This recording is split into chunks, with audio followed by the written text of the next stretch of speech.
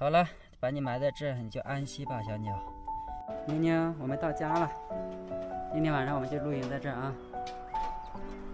这里呢是一个废墟场地。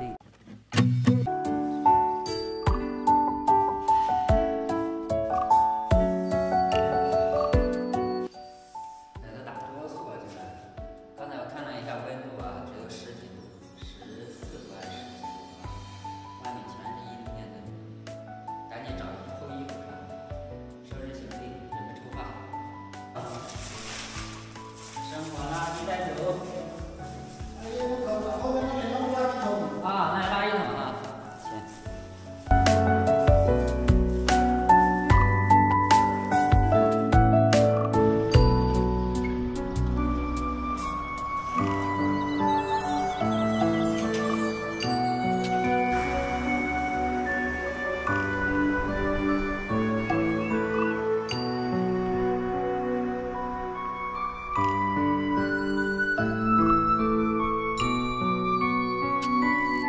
刚从营地出来，收拾完行李，要11点多了啊。今天的温度特别低啊，只有11度还是12度啊。晚上睡觉的时候呢，冻醒了好几次，也是幸好啊，没有在户外露营，而是找了一个房子里面露营的。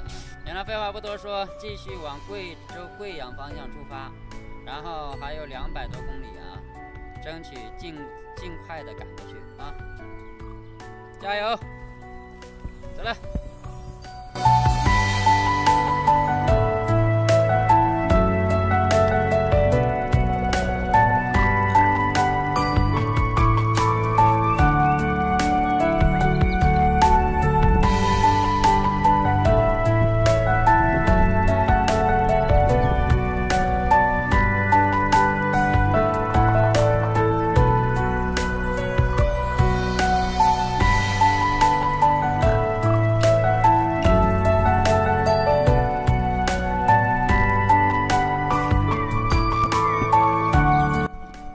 死了一只小麻雀，就在这个马路边上，这来来往往的一些车辆，一过不就压扁了吗？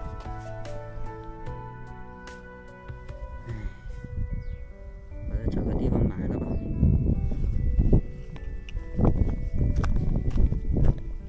这里有个山坡，就在这里吧。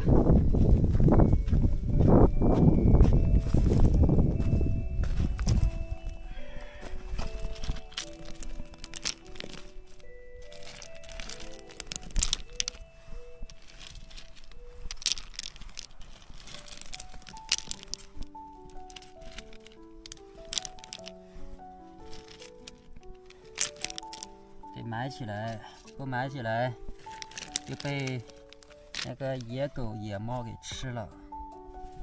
好了，把你埋在这，你就安息吧，小鸟。走了。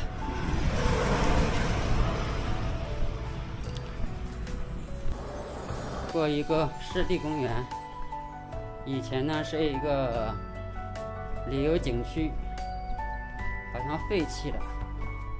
在大门口的时候看到那些办公室啊，包括咨询处啊，全部都是废弃的。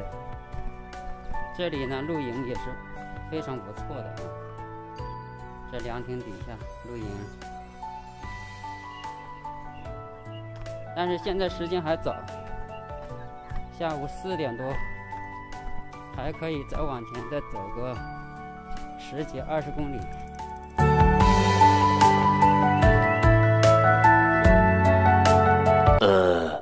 下午的7点钟啊，找到了一个棚子底下，等一下问一下这个棚子的主人，看能不能在这里扎个帐篷。过去看一下，妞妞，走。妞妞，我们到家了。今天晚上我们就露营在这儿啊。这里呢是一个废墟场地，旁边一个棚子底下，这里可以防雨啊。刚才呢找露营地之前，我看了一些天气预报，晚上10点和凌晨的2点钟都会有雨，天都黑下来了，外面在下，已经在下了。准备扎营做饭。